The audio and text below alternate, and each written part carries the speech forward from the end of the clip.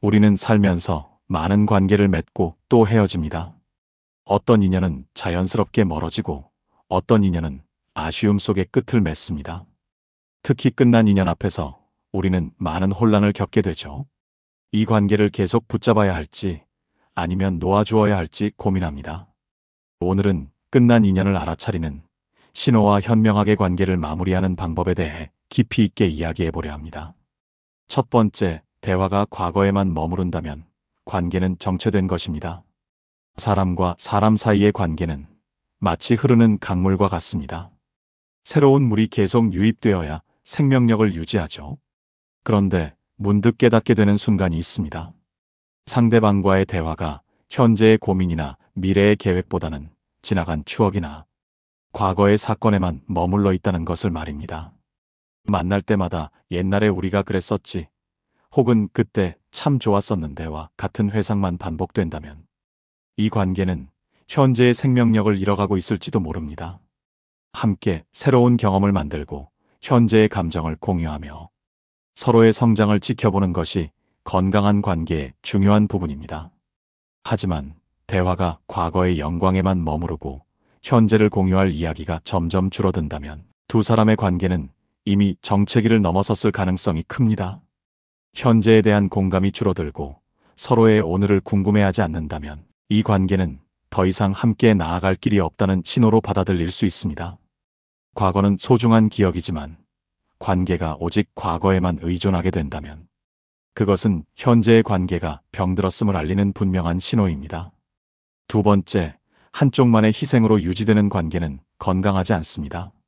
모든 관계에는 노력과 배려가 필요합니다.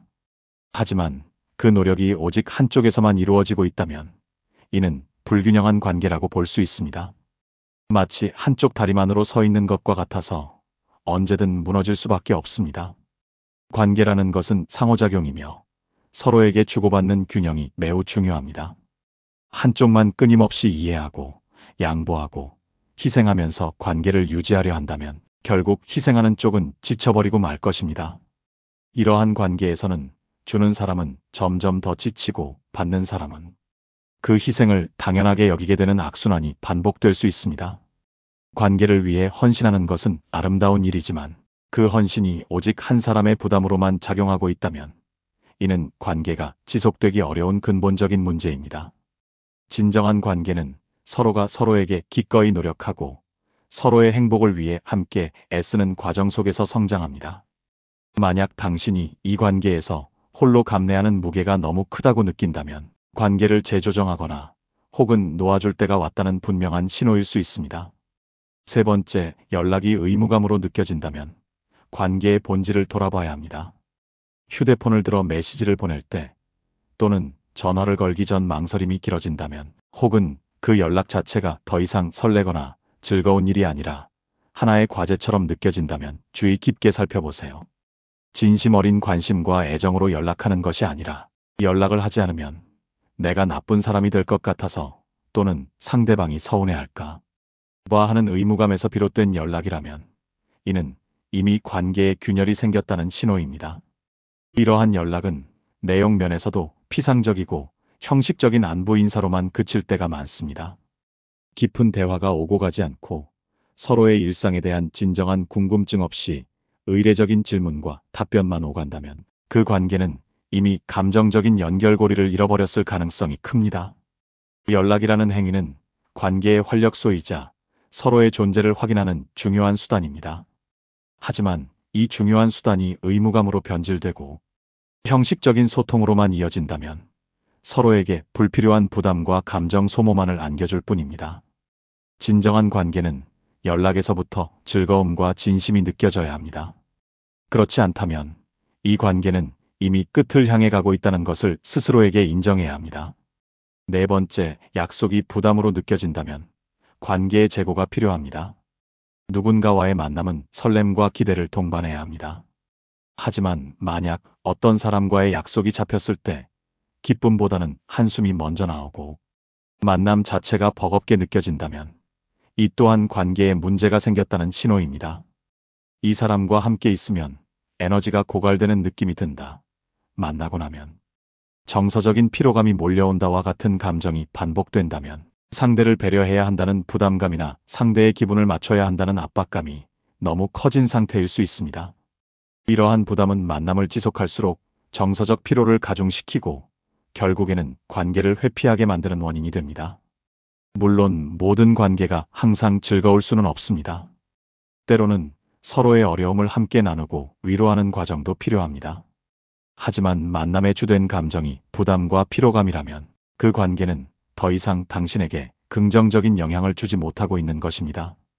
건강한 관계는 서로에게 활력을 주고 함께 시간을 보내는 것이 자연스러운 즐거움이 되어야 합니다. 만약 약속이 당신에게 더 이상 즐거운 일이 아니라 부담으로 다가온다면 이제는 그 관계를 객관적으로 바라보고 정리해야 할 시점일 수 있습니다. 5번째, 기쁜 일이 있어도 생각나지 않는 사람이라면 관계를 다시 생각해야 합니다. 사람은 기쁘거나 슬픈 일이 있을 때 가장 먼저 생각나는 사람이 있습니다. 나의 기쁨을 함께 나누고 싶고 나의 슬픔을 위로받고 싶은 존재들 말입니다. 그런데 만약 당신에게 정말 기쁜 일이 생겼을 때 혹은 중요한 성취를 이루었을 때 특정 인연이 전혀 생각나지 않거나 오히려 이 소식을 전하면 번거로워질 것 같아 혹은 괜한 오해를 살까봐 하는 생각에 그 소식을 숨기게 되는 사람이 있다면 그 관계의 본질을 되돌아봐야 합니다.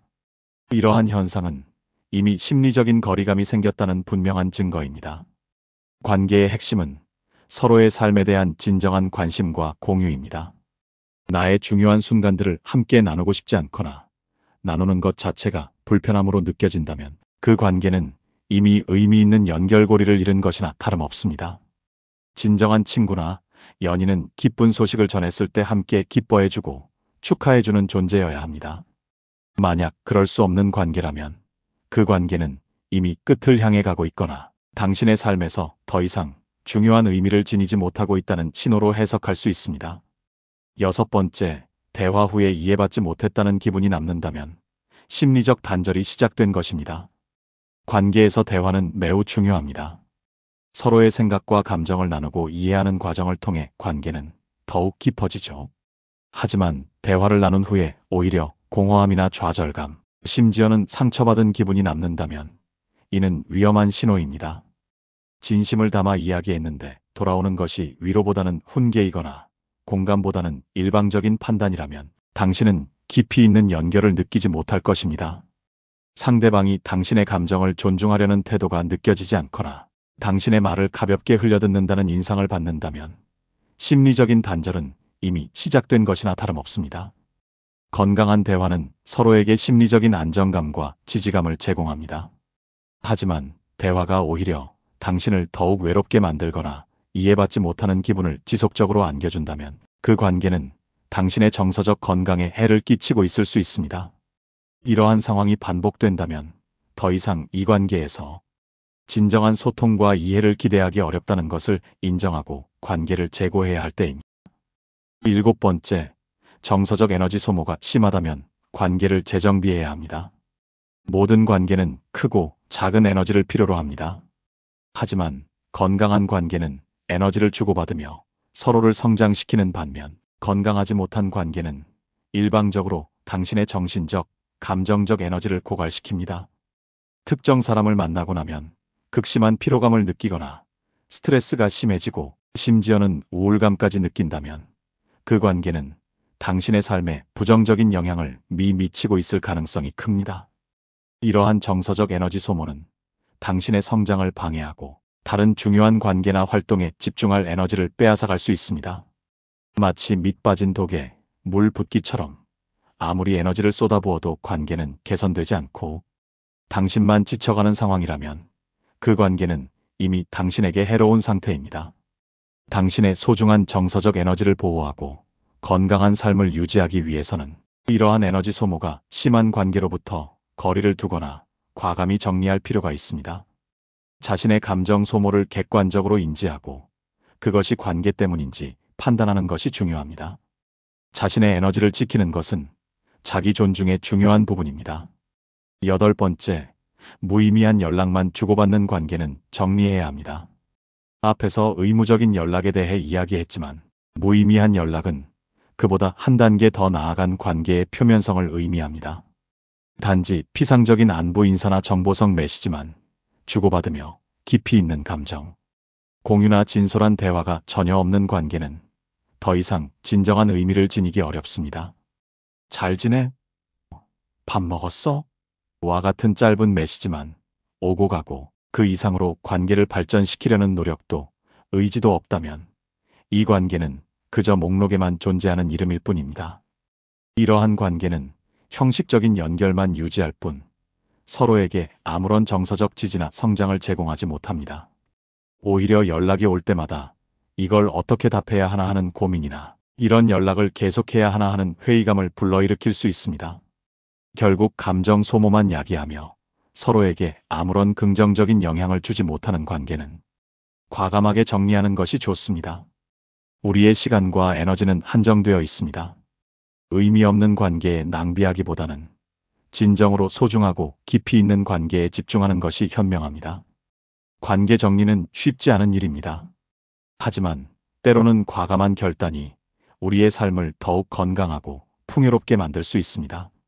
지금부터는 끝난 인연을 현명하게 정리하는 방법에 대해 이야기해 보려 합니다. 첫 번째, 감정보다는 사실을 직시하는 용기가 필요합니다. 관계가 끝났다는 신호들을 인지하더라도 우리는 종종 감정 때문에 사실을 외면하곤 합니다. 정말 끝난 게 맞을까? 내가 너무 예민한 건 아닐까? 와 같은 질문들로 스스로를 합리화하고 현실을 부정합니다. 하지만 관계 정리에 있어서 가장 중요한 첫걸음은 감정적인 혼란 속에서도 객관적인 사실들을 직시하는 용기입니다. 앞서 언급했던 신호들을 다시 한번 떠올려 보세요. 대화가 과거에만 머무르는가? 한쪽만의 희생으로 관계가 유지되는가? 연락이 의무적으로 느껴지는가? 약속이 부담스러운가? 기쁜 일이 있어도 상대가 생각나지 않는가? 대화 후에도 이해받지 못한다는 기분이 남는가? 정서적 에너지 소모가 심한가? 무의미한 연락만 오고 가는가? 이러한 질문들에 대한 당신의 솔직한 대답이 예라면 이 관계는 이미 끝을 향해 가고 있다는 사실을 인정해야 합니다. 감정적인 아픔은 현실을 회피한다고 사라지지 않습니다. 오히려 더욱 깊어질 뿐이죠. 있는 그대로의 사실을 받아들이는 순간 비로소 새로운 시작을 위한 문이 열리게 됩니다. 감정에 휩쓸리지 않고 냉철하게 상황을 판단하는 지혜가 필요합니다. 두 번째, 자신에게 집중하고 내면의 목소리에 귀 기울이세요. 우리는 관계 속에서 때때로 자신을 잃어버리곤 합니다. 상대방에게 맞추기 위해 자신의 가치관을 포기하거나 자신의 감정을 억누르는 일도 흔합니다. 관계가 끝난 후에는 이러한 자기 상실의 고통이 더욱 크게 다가오죠. 이별의 아픔 속에서 스스로를 돌아보고 내면의 목소리에 귀 기울이는 시간을 가져야 합니다. 이 관계가 나에게 어떤 의미였을까? 나는 이 관계에서 무엇을 얻고 잃었을까? 나는 어떤 사람이 되고 싶은가? 와 같은 질문들을 스스로에게 던져보세요. 이 과정은 고통스러울 수 있지만 동시에 자신을 깊이 이해하고 성숙해지는 중요한 기회가 됩니다. 외부의 시선이나 상대방의 평가에 얽매이지 말고 오롯이 당신 자신의 감정과 욕구에 집중하세요. 당신의 내면이 진정으로 원하는 것이 무엇인지, 이 관계가 당신의 삶에 어떤 영향을 미쳤는지를 성찰하는 시간을 통해 당신은 다시 한번 자신만의 중심을 잡을 수 있게 됩니다. 관계가 끝났다는 것은 누군가가 당신의 삶에서 빠져나갔다는 의미이기도 하지만 동시에 당신 안에 새로운 공간이 생겼다는 뜻이기도 합니다.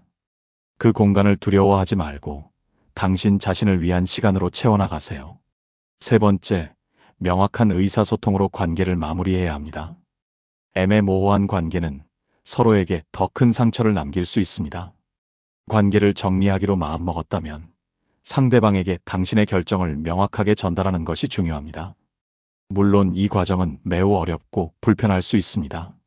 하지만 상대방에 대한 최소한의 예의이자 스스로를 위한 마무리입니다. 이때 중요한 것은 감정적으로 격해지지 않고 최대한 차분하고 존중하는 태도로 이야기하는 것입니다. 비난하거나 책망하기보다는 당신의 감정과 생각을 솔직하게 전달하세요. 예를 들어, 이 관계가 나에게 너무 많은 에너지를 소모하게 한다. 우리가 서로에게 원하는 것이 다르다는 것을 깨달았다와 같이 나의 입장에서 이야기하는 것이 좋습니다. 상대방에게 일방적으로 잘못을 돌리기보다는 관계의 상황과 자신의 감정에 집중하여 설명하는 것이 중요합니다. 상대방이 당신의 결정을 받아들이지 못하거나 상처를 받더라도 감정적으로 휘말리지 않도록 노력해야 합니다. 이별은 누구에게나 아픈 일이지만 명확한 의사소통은 양측 모두에게 불필요한 미련과 오해를 줄여주고 각자의 삶을 다시 시작할 수 있는 기회를 제공합니다. 물론 관계의 성격에 따라 직접적인 대화가 불가능하거나 바람직하지 않은 경우도 있을 수 있습니다. 그런 경우에는 상황에 맞는 현명한 방법을 찾아야 하지만 기본적으로 명확성은 관계 정리의 핵심입니다. 네 번째, 미련을 버리고 과거와 결별하는 의식이 필요합니다.